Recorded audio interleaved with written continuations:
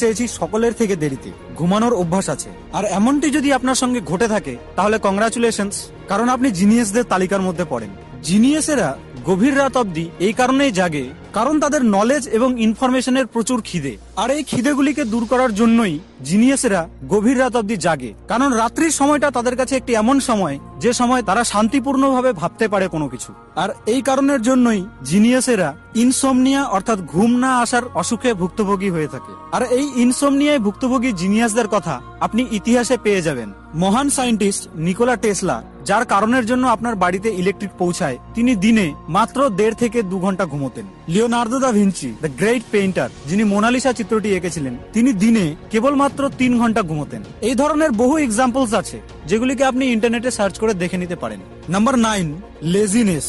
আপনি বিশ্বাস করুন অথবা না করুন, কিন্তু সায়েন্টিস্টদের এই রিসার্চে পাওয়া গেছে যে সমস্ত লোকেরা